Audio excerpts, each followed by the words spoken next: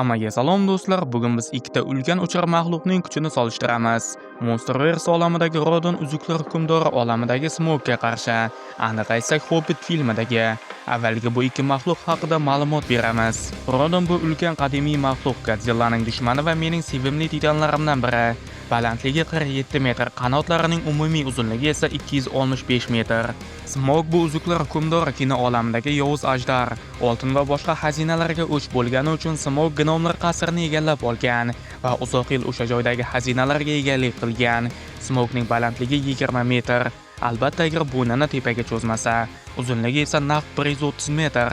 Ularning o'lchamlarini taqqoslasak, sezilib turibdiki Rodon kattaroq. Ammo bu qanotlar hisobiga xolos, qanotlarsiz ular deyarli teng. Qanotlar bilan esa Rodon ancha katta, Smoke esa uzunroq.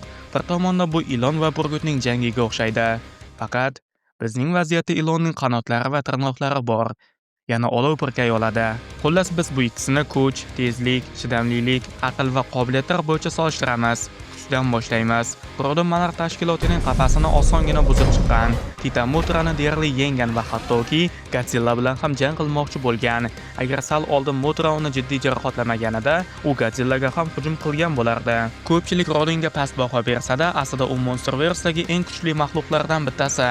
U dahshatli Ghidorahga munosib qarshilik qilgan va DC bilan crossoverda Superman bilan jang qila olgan.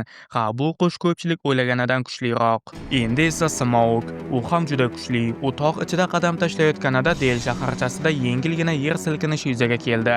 Butun tog' Smoke'ning qadamlaridan larzaga keldi. Yana u gnomlarning toshli devorlarini osongina buzib o'tgan va gnomlarning qasrini vayron qilgan.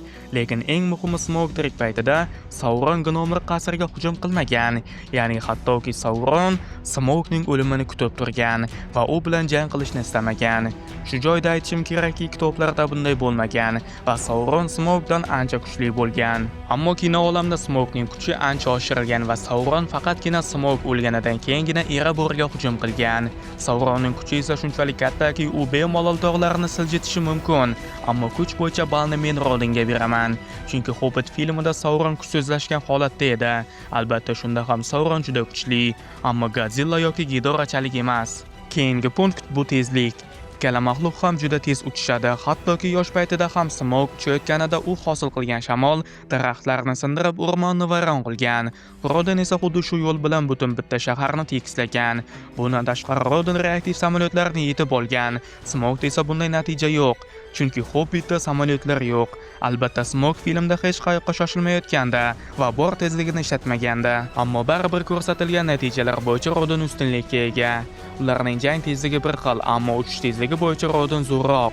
Chidamlilik ancha murakkab masala, chunki Motra Rodonning tanasini osongina teshgan, Smoke esa sehrli o'q yordamida o'ldirilgan. Ammo o'sha o'qsiz Smoke'ni o'ldirish imkonsiz edi. Albatta to'liq imkonsiz emas. Shunchaki o'rta yerda hech kim uni shu o'qsiz o'ldira olmagan, hattoki kuchsizlashgan Sauron ham. Aslida o'rta yerdagi ko'plab ajdarlarni o'ldirish unchalik qiyin emas, ammo Smoke ular safiga kirmaydi. Uning terisi juda mustahkam. Albatta chap qanoti ostida nozik nuqta bor, ammo Rodon bu haqida bilmaydi. Bilganda ham sehrli o'qlarsiz Rodon Smoke'ni o'ldirishi qiyin. Ammo menimcha Rodonning kuchi Smoke'ning terisini teshib o'tish uchun yetadi. Shunchaki bu ancha qiyin bo'ladi. Har holda bu Rodon, u juda kuchli titan va uning o'z chidamliligi ham hayratlanarli. U raketa zarbalariga va Ghidorahning chaqmog'iga dosh bergan. Bu esa hammaga ham emas. Motra uni jarohatlaganiga kelsak, bu kapalak bekorga maxluqlar qirolichasi deyilmaydi. Shunday ekan Rodon ham Smoke ham juda chidamli. Shunday ekan men ularning ikkisiga ham ball beraman. Albatta Rodonning natijalari ko'p, ammo Smoke'ning zirqi juda mustahkam. Keyingi punkt bu aql. Menimcha hamma tushunib turibdi, Smoke ancha aqlli, ammo Rodonni ham aqlsiz hayvon deb bo'lmaydi. U juda uzoq yashagan. Aslida u Smoke'dan ham ancha uzoq yashagan va ancha ko'proq janglarda qatnashgan. Jang paytida ham u o'z aqlini yaxshigina ko'rsata oldi, ammo uning aqli baribir odam darajasida emas. Smoke esa odamlardan ham aqlli. Birinchidan u gapira oladi, ikkinchidan u haqiqiy detektiv. Filmda u Bilbo Bagginsni osongina hidlab ko'rdi va u haqida hamma narsani aytib bera oldi. Uning gnomlar bilan birga kelgani, uni Thorin jo'natgani, Del shahridan yordam olgani, xullas hamma narsani. U go'yoki Sherlock Holmes. Qizig'i unga Benedict Cumberbatch ovoz bergan. Bilbo Bagginsni esa Martin Freeman o'ynagan. Sherlock Holmes va Dr. Watson. Albatta, Smoke ba'zida o'ta maqtanchoqligi sababli jiddiy xatolar qilgan, ammo aql bo'yicha ball Smoke'ga berilishi aniq. So'nggi punkt qobiliyatlar. Ikkala maxluq ham juda o'tkir tirnoqlarga ega. Smoke'ning tishlari, Rodonning esa tumshug'i bor. Aynan mana shu tumshuq bu jangda Rodonning asosiy quroli bo'ladi. Chunki tumshuq bilan berilgan zarba tish bilan berilgan zarbadan kuchliroq. Tumshuqning shakli shunga moslashgan. U hattoki Smoke'ning sirqini ham teshib o'tishi va uni o'ldirishi mumkin. Smoke'ning tishlari esa raqibni ushlab turishga mo'ljallangan. Uning dumi esa shunchalik uzunki, Smoke bemalol dumi bilan Rodonni urab olishi mumkin. Shu yo'l bilan u Rodonning harakatlanishiga xalal bera oladi. Yana Smoke olov purkoy oladi. Bu ham majdarlarning eng mashhur qobiliyati menimcha.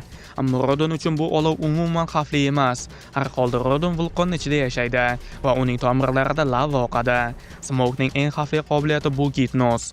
U osongina Bilbo Bagginsni gipnozlagan va Sauronning uzugini yetishga majburlay olgan. Hattoki Smoke Hobbitni ko'rmayotgan bo'lsa ham, aynan mana shu qobiliyat Rodon uchun juda xavfli. Chunki agar Smoke Hobbitni gipnozlay olgan bo'lsa, Rodonni ham gipnozlay oladi. Har holda Monsterverse'dagi maxluqlarning ongi himoyasiz va hattoki oddiy radio signal ham ularga ta'sir qiladi. Smoke'ning gipnozi esa shunchalik kuchliki, u gipnoz yordamida Rodonni o'ziga bo'ysundirishi ham mumkin. Ammo Smoke uchun bitta muammo bor. Bu jang aniq havoda boshlanadi va Smoke Rodonni gipnozlashga shunchaki ulgurmaydi. Chunki jang juda tez boshlanib ketadi. Albatta, Smoke jang paytida ham Rodonni gipnozlashi mumkin, ammo to'liq bo'ysundirishga imkoniyat bo'lmaydi.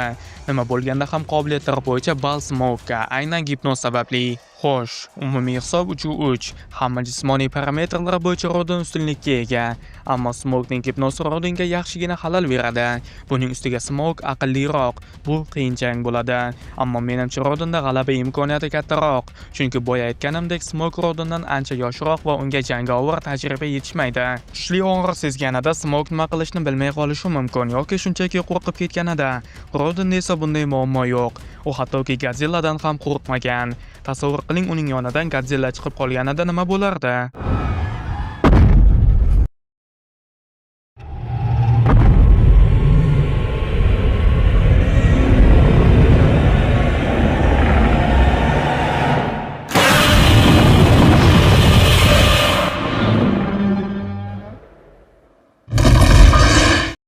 Xullas, jangda Rodon g'alaba qozonadi, ammo O'rta Yer ajdarining so'nggi surprizi bor. Ular yovuzlikdan yaralgan va ular o'lganidan keyin yaqin atrofdagi odamlarga o'sha yovuzlik ta'sir qilishni boshlaydi.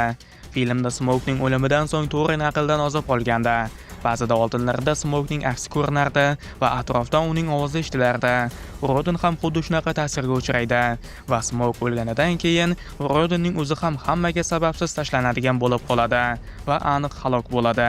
Masalan, sehr ta'siriga tushgan Rodon Godzillani jangga chaqirib qo'yishi mumkin va bu albatta mudhish xato bo'ladi.